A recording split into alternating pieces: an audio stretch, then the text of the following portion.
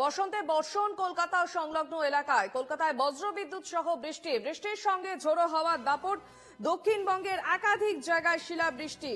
উত্তর ও পূর্ব ভারতে রাজস্থান ও অসমে জোড়া ঘূর্ণাবর্ত এবং এর জেরে বৃষ্টি বলেই আবহাওয়া দপ্তর সূত্রের খবর। একই সঙ্গে বৃষ্টির সম্ভাবনা রয়েছে উত্তরবঙ্গেও। কলকাতা সহ সংলগ্ন এলাকায় বৃষ্টি শুরু এবং উত্তর ও পূর্ব ভারতের রাজস্থানে একই পরিস্থিতি এবং এর জেরে বৃষ্টি। আবহাওয়া দপ্তর সূত্রে এমনটাই কিন্তু জানা যাচ্ছে। বজ্রবিদ্যুৎ সহ বৃষ্টি শুরু হয়ে গিয়েছে কলকাতায়। বৃষ্টির সঙ্গে রয়েছে ঝোড়ো হাওয়ার দাপট।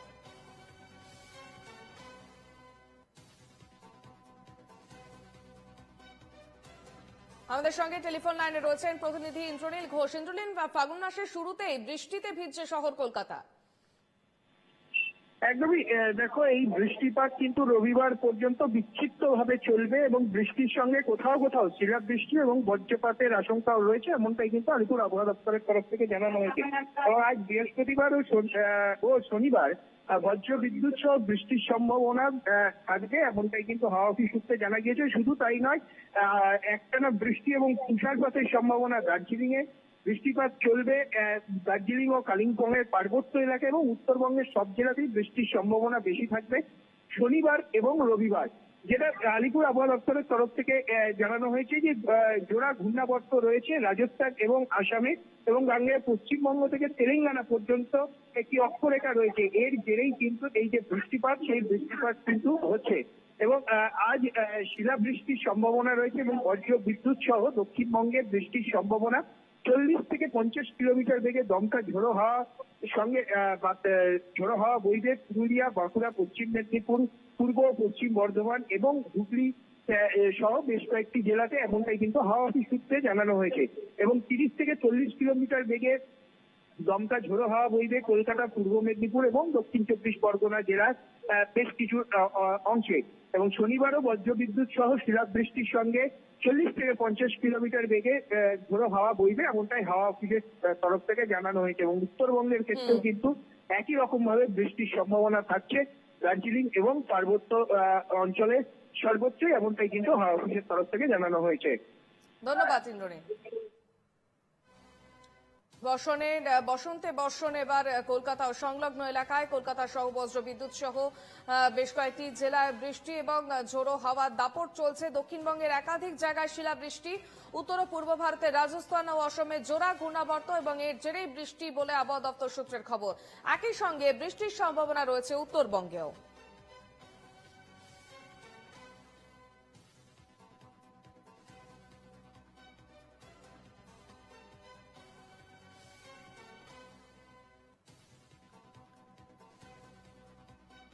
অন্যদিকে আমাদের সঙ্গে রয়েছেন আমাদের অপর প্রতিনিধি শুভদীপ পাল।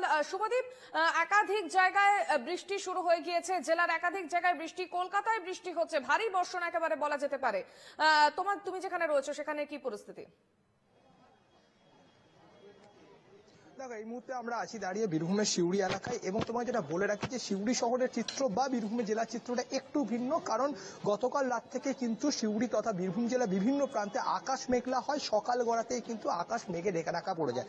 গুড়ি গুড়ি একটি বৃষ্টিপাত দেখা যায় জেলা জুড়ে, কিন্তু মুষলধারায় বা ভারী বৃষ্টিপাতের যে কথা সেটা কিন্তু হয়নি। যেটা আবহাওয়া দপ্তর সূত্রে জানা গিয়েছে যে গত কয়েকদিন ধরে যে তাপমাত্রা পারদ শীত হলেও যে ক্রমাগত বাড়ছিল সেটার কিছুটা পতন ঘটে, প্রায় 4 ডিগ্রি আবার তাপমাত্রা পতন ঘটেছে। এবং এই মুহূর্তে দাঁড়িয়ে সিউড়ি তথা বীরভূম জেলার তাপমাত্রা 24 থেকে 25 ডিগ্রির মধ্যে ঘোরাফেরা করছে, যেটা জানা গিয়েছে প্রায় 22 ডিগ্রি ছোবে আজকের দিনে তাপমাত্রা। এছাড়া বিকেলের পর থেকে অর্থাৎ 4টের পর থেকে কিন্তু জেলা জুড়ে একটি ভারী বৃষ্টিপাতের সম্ভাবনা তৈরি হয়েছে বলেই আবহাওয়া দপ্তর থেকে জানা গিয়েছে। এই প্রসঙ্গে তোমরা যেটা জানিয়ে রাখি যে সকালবেলায় কিন্তু জেলা সহ সিউড়ি শহরের আকাশ মেঘাচ্ছন্ন ছিল এবং সামান্য হলেও বৃষ্টিপাত হয়েছে। তবে বেলা গড়ানোর সাথে সাথেই কিন্তু রোদের দেখা পেয়েছে এবং বেশ খানি চড়া রোদই দেখা দিচ্ছে। আবহাওয়া দপ্তরে যে সমস্ত লোকজন তারা বলছেন কিন্তু দুপুর গড়াতে কিন্তু আবার আকাশ মেঘাচ্ছন্ন হয়ে উঠবে এবং বিকেল হতে কিন্তু আবারও বৃষ্টিপাত শুরু হবে জেলাতে। বেশ, ধন্যবাদ শুভদীপ।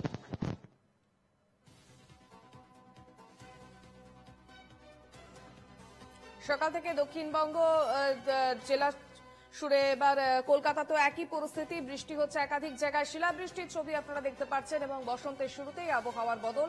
দক্ষিণবঙ্গের একাধিক জায়গায় শিলাবৃষ্টি, উত্তর এবং পূর্ব ভারতের রাজস্থান এবং অসমে জোড়া ঘূর্ণাবর্ত এবং এর জেরে বৃষ্টি বলে আবহাওয়া দপ্তর সূত্রে খবর আসছে।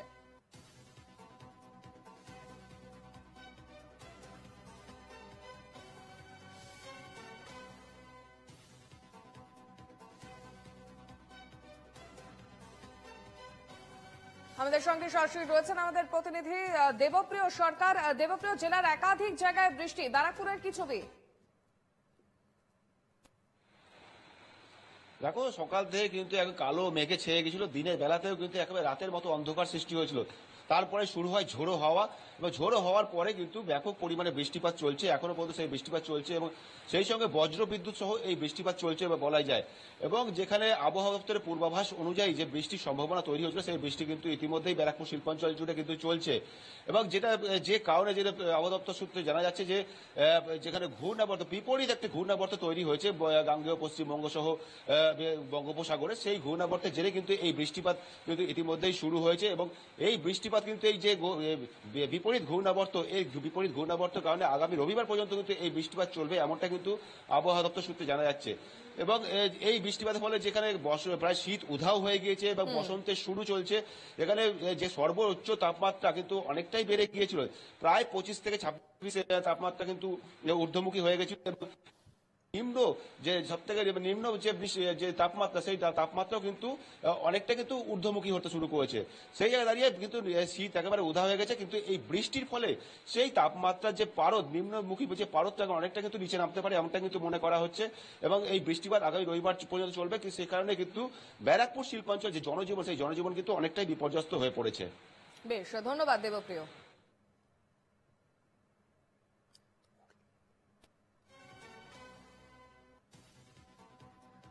অন্যদিকে আমাদের সঙ্গে রয়েছেন আমাদের অপর প্রতিনিধি তুহিন পাত্র। তুহিন, জেলার একাধিক জায়গায় শিলাবৃষ্টি, ঝোড়ো হাওয়া, কি পরিস্থিতি?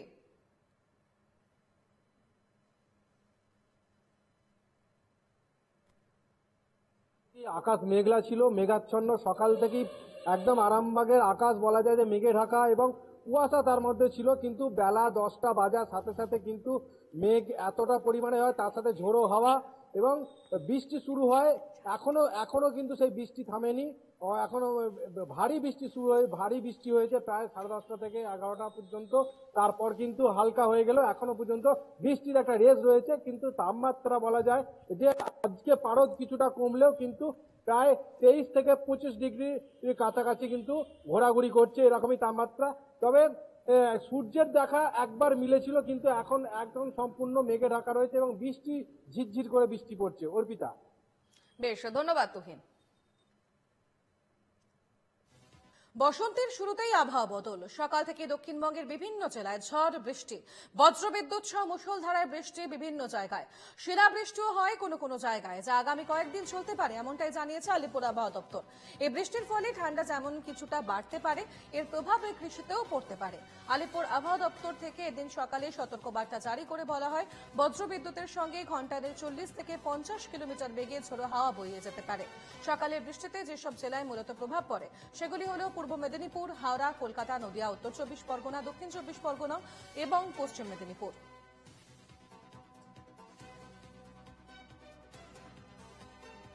টেলিফোন লাইনে রয়েছেন প্রতিনিধি ইন্দ্রনীল ঘোষ। ইন্দ্রনীল, ইতিমধ্যে আমরা দেখলাম সকাল থেকে একেবারে জেলার বিভিন্ন জায়গায় বৃষ্টি, কোথাও কোথাও শিলাবৃষ্টি, কলকাতাতেও ক্রমশ বৃষ্টি হচ্ছে। মূলত কি বলছে আলিপুর আবহাওয়া দপ্তর, কেমন থাকবে আবহাওয়া আগামী দিনে? দেখো, আলিপুর আবহাওয়া দপ্তরের তরফ থেকে যেটা জানানো হয়েছে যে আপাতত রবিবার পর্যন্ত বিক্ষিপ্তভাবে বজ্র বিদ্যুৎ সহ ঝড় বৃষ্টির আশঙ্কা রয়েছে এবং এই বৃষ্টির সঙ্গে কোথাও কোথাও শিলাবৃষ্টি এবং বজ্রপাতেরও আশঙ্কা থাকবে। বৃহস্পতিবার এবং শনিবার বজ্র বিদ্যুৎ সহ বৃষ্টির সম্ভাবনা থাকবে রাজ্যের বেশিরভাগ জায়গাতেই। এবং এছাড়াও উত্তরবঙ্গের যে জায়গাগুলো রয়েছে, অর্থাৎ পার্বত্য জায়গা, সেইখানেও কিন্তু বৃষ্টিপাতের সম্ভাবনা রয়েছে। বাংলা পশ্চিমবঙ্গ থেকে তেলেঙ্গানা পর্যন্ত একটি অক্ষরেখা রয়েছে এবং জোড়া ঘূর্ণাবর্ত রাজস্থান এবং আসামে এর জেরেই কিন্তু বৃষ্টিপাত হচ্ছে। এবং পাশাপাশি যে পশ্চিমী ঝঞ্ঝা, নতুন করে পশ্চিমী ঝঞ্ঝা তৈরি হবে 24শে ফেব্রুয়ারি, ফলে এর জন্যই কিন্তু এই যে বৃষ্টিপাত, সেই বৃষ্টিপাত কিন্তু কয়েকদিন চলবে এবং ধীরে ধীরে কিন্তু তাপমাত্রা বৃষ্টির শেষে তাপমাত্রা বাড়ার সম্ভাবনা রয়েছে। এবং দক্ষিণবঙ্গে আজকে শিলাবৃষ্টির সম্ভাবনা রয়েছে এবং বজ্র বিদ্যুৎ সহ বৃষ্টি হয়েছে 40 থেকে 50 কিলোমিটার বেগে দমকা হাওয়া বইবে। এবং কলকাতা, পূর্ব মেদিনীপুর ও দক্ষিণ 24 পরগনার জেলায় 30 থেকে 40 কিলোমিটার গতিবেগে দমকা ঝোড়ো হাওয়া বইবে, এমনটাই কিন্তু হাওয়া অফিস সূত্রে জানানো হয়েছে। এবং উত্তরবঙ্গের দার্জিলিং এর উঁচু পার্বত্য এলাকায় হালকা তুষারপাত সঙ্গে বৃষ্টি রবিবার পর্যন্ত চলবে, এমনটাই আলিপুর আবহাওয়া দপ্তরের তরফ থেকে জানানো হয়েছে। বেশ, ধন্যবাদ ইন্দ্রনীল।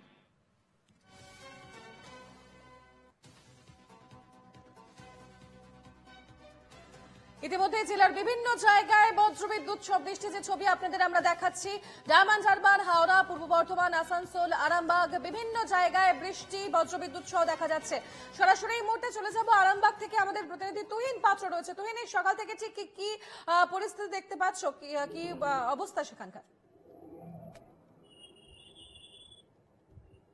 দেখো তনুশ্রী, সকাল থেকে কিন্তু মেঘাচ্ছন্ন আকাশ, একদম বলা যায় যে আরামবাগ গোটা একদম মেঘে আচ্ছন্ন হয়ে গেছিল এবং সকাল 10টা বাজার পর থেকেই কিন্তু ব্যাপক একটা ঝোড়ো হাওয়া সৃষ্টি হয়। তারপরেই কিন্তু বজ্র বিদ্যুৎ সহ ব্যাপক বৃষ্টি।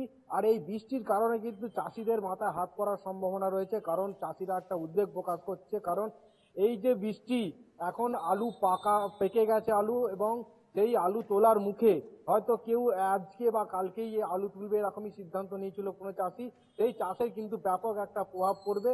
যদি এরপর আরো বৃষ্টি হয় তাহলে কিন্তু আলুর একটা ব্যাপক ক্ষতির আশঙ্কা করছে। এবং এখন যে অবস্থা, যে কারণে এখনো মেঘে ঢাকা রয়েছে, সূর্যের দেখা নেই, গোটা আরামবাগের আকাশ কিন্তু কালো অন্ধকার হয়ে রয়েছে এবং এখনো বৃষ্টি চলছে ঝিরঝিরে।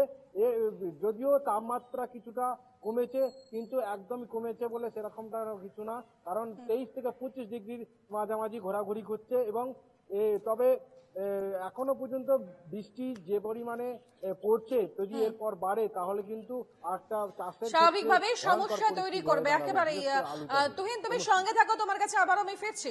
অর্থাৎ জেলার বিভিন্ন জায়গায় বৃষ্টি শুরু হয়ে গিয়েছে, বজ্রবিদ্যুৎ সহ বৃষ্টির সকাল থেকে মেঘলা আকাশ, একেবারে মেঘাচ্ছন্ন গোটা আকাশ, এবং দিকে দিকে কার্যত একই ছবি। অন্যদিকে আমি চলে যাব ব্যারাকপুরে, আমাদের প্রতিনিধি দেবপ্রিয় সরকার আমাদের সঙ্গে রয়েছে। দেবপ্রিয়, কি ছবি সকাল থেকে সেখানে?